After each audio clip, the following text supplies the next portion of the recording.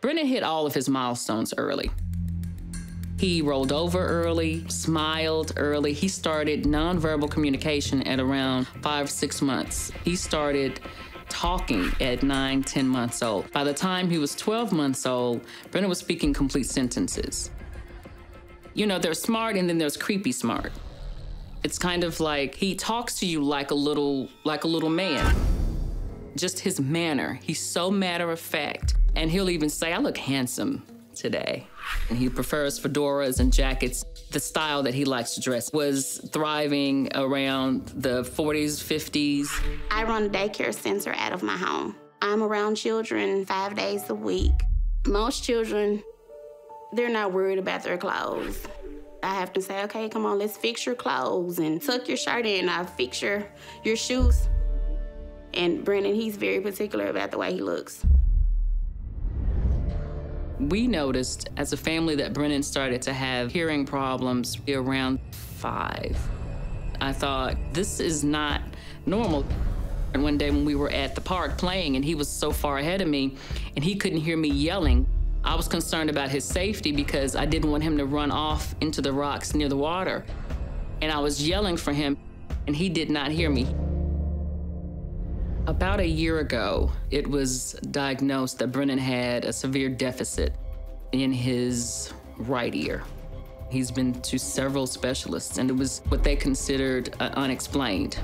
But as a parent, it's hard to process emotionally. One of the terms I use about being Brennan's mom is when the extraordinary becomes ordinary. He has this insight that a lot of adults don't even have. Having a child that is not only academically bright, but is also socially bright and gifted, it's a lot of responsibility. He can't be fooled very long. So the things that you can get away with other children just don't fly with him. It's kind of like he's been here before. Well, one day, Brennan and I were in the house just doing typical things. All of a sudden, out of nowhere, he says, oh yeah, and at my other house. And I'm thinking, what other house? I'm like, you don't have another house. Honey, this is our house. This is the only house we have. No, my other house, my other room. And he would try to describe it. He said it was shaped like a rectangle, whereas we were living in a house that was shaped more like a square with a triangle on top. But the house he was thinking about was shaped like a rectangle. Those are northern style homes in Memphis. We don't really have houses like that. For him to be able to give me that kind of detail, that's when I knew, okay, there was something a little bit peculiar going on. When Brennan was 6, he was able to tell me that God sent him down to me because God knew that I really wanted children. And because he was such a kind, smart man, the last time he told me, God sent me back on a white horse and I woke up as Brennan. That's the kind of thing that, as a parent, you get chills about, but where else is this coming from? I was trying to process what he meant. This is when you realize you're having a conversation that you're not quite equipped as a parent to have. The emotional intelligence that was in his voice when he said that to me, it was so sincere and it struck me because that's not something a 6-year-old would say. We were in the car driving to the store and in the back seat, he made a comment like, it's gonna be dark here soon. He sounded like a farmer. I just remember thinking, what child says, I was gonna be dark here soon? And in that moment, I asked him, not prepared for the answer, Brennan, have you been a grown-up before? Do you remember being a grown-up before? And very matter-of-factly, Brennan replied without missing a beat, well, yeah, before I fell off the roof and died. I'm surprised that I didn't lose control of the car at the time. There are moments in your life that you will forever remember in detail. Things slow down and you can just remember exactly where you were and exactly what your response was and everything around you is just stuck. That was that moment for me.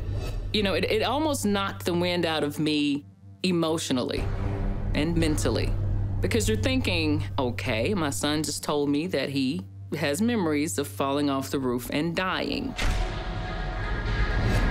So as I'm putting him in the shopping cart, I'm still trying to be very cavalier you know, just very kind of cool. Oh, okay. So you fell off the roof and died. Oh, okay. Well, you know, what were you doing? And he replied, well, I was working on the roof, and some of my grown-up friends were helping me. I was working on the roof, and they were working on the walls. He was so matter of fact, it was almost like, well, duh, didn't you know? And that just knocked the wind out of me. In that moment, I thought, could he really be talking about a past life? Don't really know where to go with that. They don't really teach you that in parenting class, what to do when your child tells you about a past life experience. And I asked him, so when you fell off the roof, did it hurt? And he was like, yeah, it hurt. I fell off the roof and died. And I said, oh, okay, what did you see? And he said it was a lot of blood. It is hard to hear as a parent, your son talking about dying or remembering the trauma involved with a death. I mean, I don't know how that's going to affect him. I don't know if that's already affected him and I just wasn't aware. I did not believe that Brennan had a past life. I didn't even think about reincarnation. Here in the South, if you know, the Bible doesn't say it exists, it doesn't exist. I say, you know, just because it doesn't say it doesn't mean it doesn't exist. So many things started to make sense for me. One fact was that he remembers falling and there being trauma to this side of his head. I remember falling off of a house. Brennan is convinced, and he will tell you. I hit my head right here.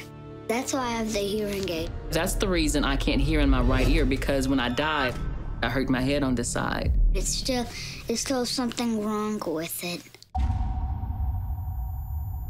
The thing that made me think that Brennan did have a past life was the hearing thing. He can't hear in his right ear. My sister took him to the doctor. They don't know why he has hearing loss because everything is fine structurally with his ear. I'm like, okay, it is something. Brennan would start giving me details about his other family in his other life. He told me that his dad looked kind of like his dad in this life, but he had a beard. You know, of course, his dad in this life doesn't have a beard. My dad died kind of early when I was in my 40s. At some point, Brennan mentioned that he believes he was born in Springfield. Recently, I've been doing some research, and I've come up with several different choices that I want to present to Brennan just to see if anything stands out. I'm excited about showing Brennan some possibilities, just to give us some closure or a place to start.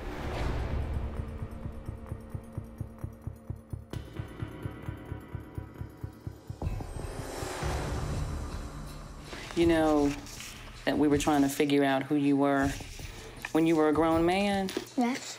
I found a couple of things I want you to take a look at. You don't have to make up anything. If you remember, great. If you don't, that's okay too, right?